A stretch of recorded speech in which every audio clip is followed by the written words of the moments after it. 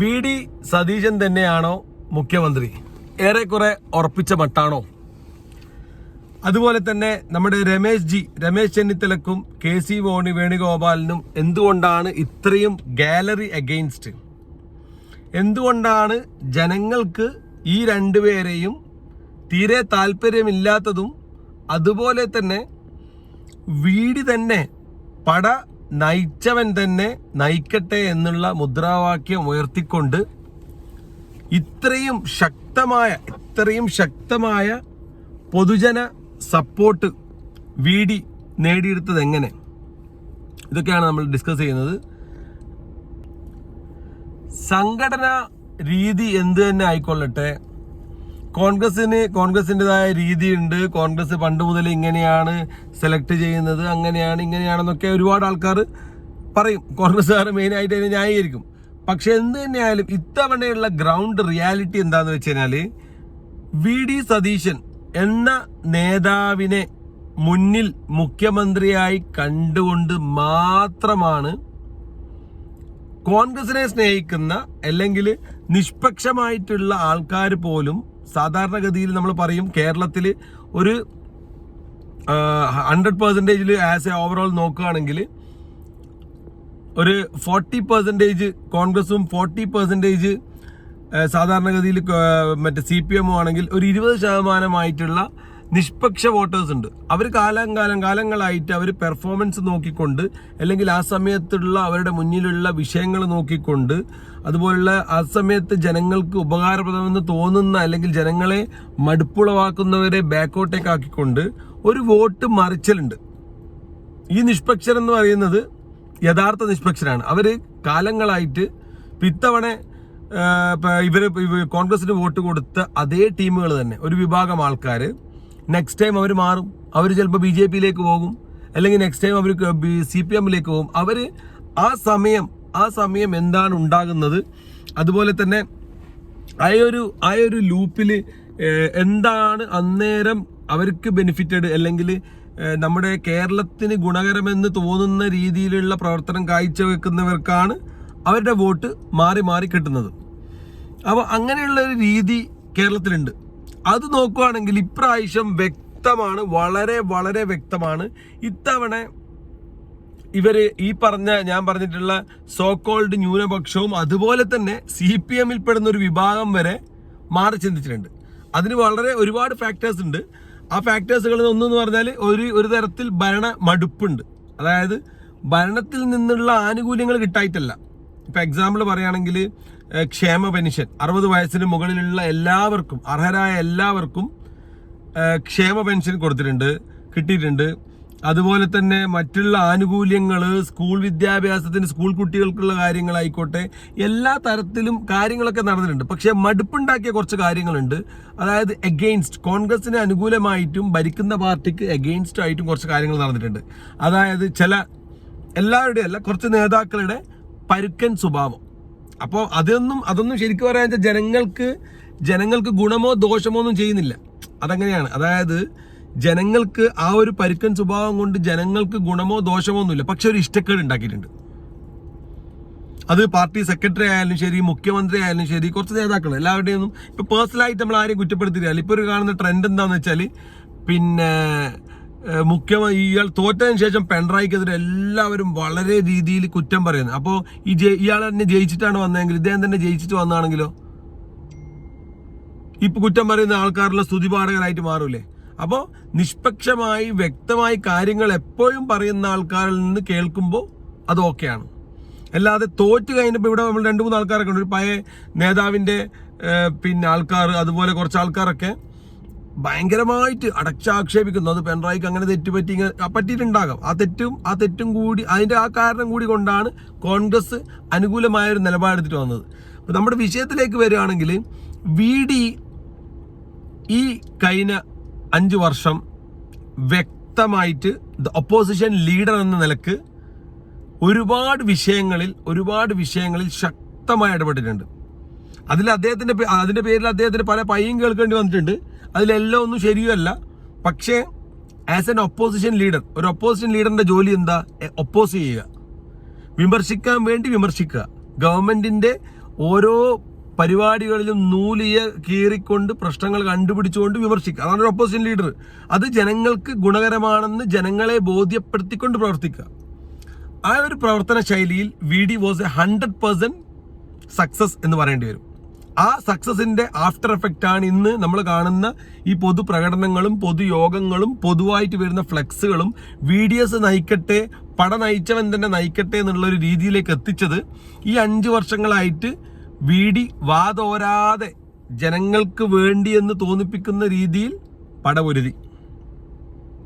അതിൽ ഒരുപാട് എന്താ പറയുന്നത്, നമ്മൾ ഖണ്ഡിക്കുന്ന ഒരുപാട് കാര്യങ്ങളുണ്ട്. VDയുടെ പേരിൽ വന്നിട്ടുള്ള കുറച്ച് ആരോപണങ്ങൾ, അതുപോലെ ബിഗ് ഫാർമ കമ്പനീസുമായിട്ടുള്ള ചില കൊലാബറേഷൻസ് ഉണ്ടെന്നും, അതുപോലെ ഇപ്പോൾ ഈ റിസൾട്ട് വരുന്നതിൻ്റെ 2 ദിവസം മുന്നേ പോലും അദ്ദേഹത്തിനൊരു പ്രൈവറ്റ് ജെറ്റിൽ അദാനിയുമായിട്ട് ബന്ധപ്പെട്ട കുറച്ച് ആൾക്കാർ ക്ഷണിച്ചെന്നും, എന്നിട്ട് അദ്ദേഹം സോക്കോൾഡ് മുഖ്യമന്ത്രി ആകാൻ ചാൻസ് ഉണ്ടെങ്കിൽ അവരെ സപ്പോർട്ട് ചെയ്യണമെന്നുള്ള രീതിയിലുണ്ടെന്നും, അതുകൊണ്ടാണ് ആ ഒരു കാരണം കൊണ്ടാണ് രാഹുൽ ഗാന്ധി അടങ്ങുന്ന ടീമുകൾ, ഈ കോൺഗ്രസിന്റെ ഹൈക്കമാൻഡ് പോലുള്ള ആൾക്കാർക്ക് VDയെ മുഖ്യമന്ത്രിയാക്കാൻ താല്പര്യമില്ലാത്തതുമെന്നുള്ള പിന്നാമ്പുറ ടോക്കുകൾ അവിടെ ഉണ്ട്. അതവിടെ കിടക്കട്ടെ, അതിനെപ്പറ്റി നമുക്ക് സംസാരിക്കാം. പക്ഷേ ഇവിടെയുള്ള വിഷയം എന്താണെന്ന് വെച്ച് കഴിഞ്ഞാൽ സിമ്പിളായിട്ട് മനസ്സിലാക്കിയാൽ മതി. ഇപ്പൊ KC വേണുഗോപാലിന് നമുക്കറിയാം. KC രാഹുൽ ഗാന്ധിയുടെ സന്തത സഹചാരിയാണ്.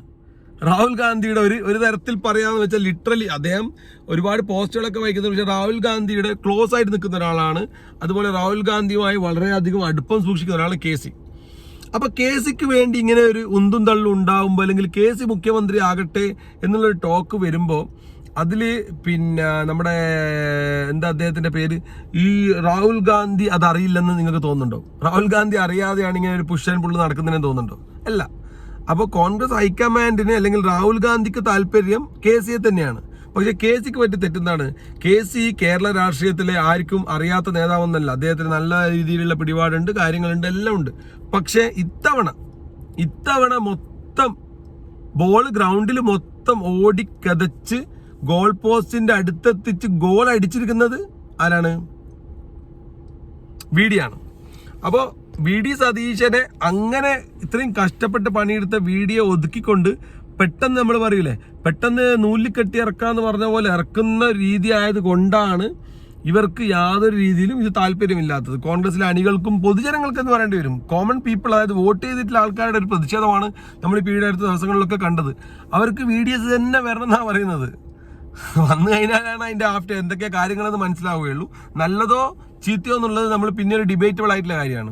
ഇപ്പൊ നടക്കുന്ന ഈ ഫൈറ്റില് KC പുറകോട്ട് പോകാനുള്ളൊരു കാരണം KC ടെക്നിക്കൽ കൊണ്ടാണ് വരുന്നത്. കുറച്ച് MLA ഇപ്പോൾ ഉള്ള 100 MLA പറയുന്നത് മെജോറിറ്റി സപ്പോർട്ട് ചെയ്യുന്നത് KC ആണെന്നാണ് പറയുന്നത്. അതെന്തുകൊണ്ടാണ്? അവരുടെ പ്രചരണ സമയത്ത് ഫണ്ടും കാര്യങ്ങളൊക്കെ പ്രൊവൈഡ് ചെയ്തിട്ടുള്ളത് KC ആണ്. അതേ സ്ഥാനത്ത് ഈ ഒരു നമ്മുടെ ക്രൗഡ് പുള്ളറായിട്ടുള്ള സതീശൻ തന്നെയാണ് എന്തുകൊണ്ടും മുന്നിട്ട് നിൽക്കുന്നത്. അപ്പോൾ KCക്ക് ഉള്ള ഈ ടെക്നിക്കൽ സപ്പോർട്ട്, അല്ലെങ്കിൽ KC പറയുന്നത് പോലെയുള്ള ഈ ഒരു സംഭവങ്ങൾ, ഹൈക്കമാൻഡിന് താല്പര്യം ഇവരെയാണ് കാര്യങ്ങൾ എന്ന് പറയുന്നത്. എന്തുകൊണ്ടാണ് ജനങ്ങൾ ഇത്രയും ഒപ്പോസ് ചെയ്യുന്നതെന്ന് വെച്ചാൽ ഈ സാഹചര്യത്തിലുള്ളത്, മുമ്പിലുള്ളത് VDS ആണ്.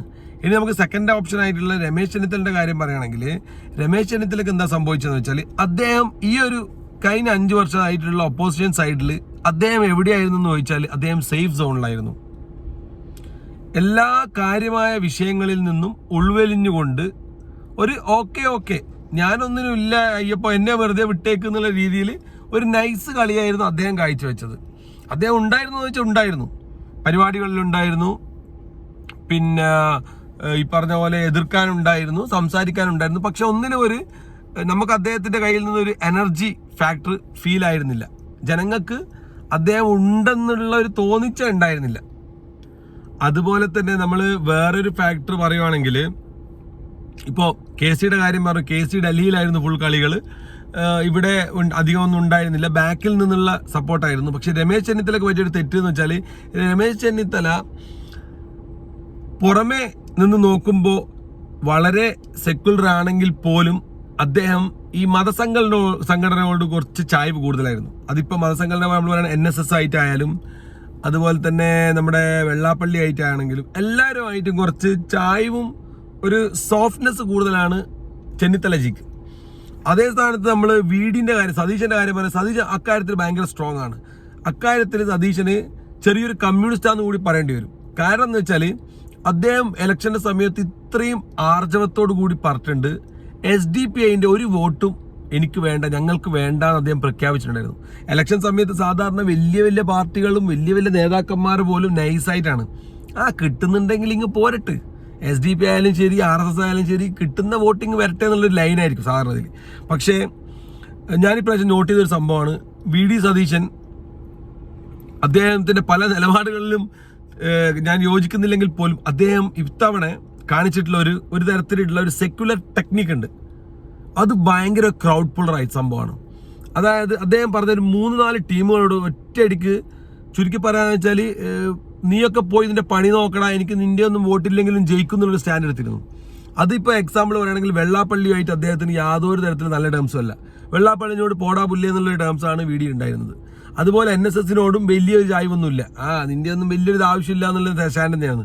അതുപോലെ തന്നെ പിന്നെ ഇവരോട് SDPI അതുപോലുള്ള എല്ലാ സംഘടനകളോടും ഇദ്ദേഹം ഒരു അകലം പാലിച്ചിരുന്നു. ആ അകലം സെക്യുലർ വോട്ടുകളെ കൂടുതലായിട്ട് കോൺഗ്രസിലേക്ക് എത്തിക്കാൻ വേണ്ടി സഹായിച്ചു എന്നൊരു ഫാക്ടർ നമുക്ക് ഇത്തവണത്തെ ഇവരുടെ ക്രൗഡ് പുള്ളിങ് വോട്ടിങ്ങിൽ ആ ഒരു പാറ്റേണിൽ കാണാൻ പറ്റും. അതുപോലെ തന്നെ ആ ഒരു സെഗ്മെന്റിലേക്ക് നോക്കുകയാണെങ്കിൽ രമേശ് ചെന്നിത്തല 0 എന്ന് പറയേണ്ടി വരും. അതുപോലെ തന്നെ KCയും ആ ഒരു സെഗ്മെന്റിലൊന്നും ഇല്ല. അപ്പം മൊത്തമായിട്ട് ഇറങ്ങിക്കളിച്ചത്, ഗ്രൗണ്ടിൽ ഇറങ്ങിക്കളിച്ചത് VD സതീശൻ തന്നെയാണ്. അതിൽ യാതൊരു തരത്തിലുള്ള പിന്നെ ചർച്ചയോ അല്ലെങ്കിൽ യാതൊരു തരത്തിലുള്ള ഡിബേറ്റോ ഒരു ആർഗ്യുമെന്റിന് ആർക്കും പോകാൻ പറ്റത്തില്ല. നമുക്ക് ടെക്നിക്കലായിട്ട് പറയാം, MLAമാരാണ് വലുത്, MLAമാരുടെ സപ്പോർട്ട് ഉണ്ടെങ്കിൽ KC വരണം, പിന്നെ ഹൈക്കമാൻഡാണ്. പിന്നെ വേറൊരു കാര്യം, ഈ ഹൈക്കമാൻഡ് എന്ന് പറയുന്നു, KC വേണുഗോപാൽ തന്നെയല്ലേ ഹൈക്കമാൻഡ് ഒരു തരത്തിൽ പറയുകയാണെന്ന് വെച്ചാൽ, ഹൈക്കമാൻഡിലെ ലാസ്റ്റ് വാക്കാരാ? രാഹുൽ ഗാന്ധിന്റെ ഏറ്റവും അടുത്ത സുഹൃത്താരാ? KC. അപ്പോൾ ചുരുക്കി പറയാൻ വെച്ചാൽ high command is equal to KC എന്ന് പറയേണ്ടി വരും. അപ്പോൾ അങ്ങനെയുള്ള ഒരു സാഹചര്യത്തിൽ അദ്ദേഹം തന്നെ അദ്ദേഹത്തിന് മുഖ്യമന്ത്രിയാക്കാൻ തീരുമാനമെടുത്തു എന്ന് പറയുന്ന പോലെ ആയിപ്പോവും കാര്യങ്ങൾ. അപ്പോൾ എന്തുകൊണ്ട് തന്നെയായാലും കോൺഗ്രസിന് ഇതിനു മുമ്പ് പറ്റിയ പല പാളിച്ചകൾ ഒന്നാണ്, ജനങ്ങളുടെ പൾസ് അറിയാതെ അല്ലെങ്കിൽ ഗ്രൗണ്ട് ആളറിഞ്ഞ് കളിക്കടാന്ന് പറയൂലേ, ഗ്രൗണ്ട് റിയാലിറ്റി അറിയാതെ ഇവർ പല സംസ്ഥാനങ്ങളിലും ഇവരുടെ ഹൈക്കമാൻഡ് ഇറക്കുന്ന മുഖ്യമന്ത്രിനെ ഇറക്കുകയും അങ്ങനെ ലാസ്റ്റ് എന്താ ഉണ്ടാകുന്നത്, ആ ഭാഗത്തുള്ള ആ നേതാവ്, ഈ ഇത്രയും പണിയെടുത്ത നേതാവ് ലാസ്റ്റ് BJPയിലോ മറ്റുള്ള പാർട്ടികളിലോ അഭയം തേടിക്കൊണ്ട് അടുത്ത ഇലക്ഷനിൽ കോൺഗ്രസിന് കാലേ വാരി തറയടിക്കുന്നതാണ് നമ്മൾ ഇതുവരെ കണ്ടിട്ടുള്ള ഒരു ഫിനോമിനൻ. അപ്പോൾ ആ ഒരു സംഭവം കേരളത്തിൽ വരണ്ടെങ്കിൽ VD സതീശനെ തന്നെ ആക്കുന്നതായിരിക്കും ഹൈക്കമാൻഡിനും അതുപോലെയുള്ള ബാക്കിയുള്ള ഇവരുടെ ടീമുകൾക്കൊക്കെ ഗുണം ചെയ്യുക എന്നാണ് എൻ്റെ ഒരു വിലയിരുത്തൽ.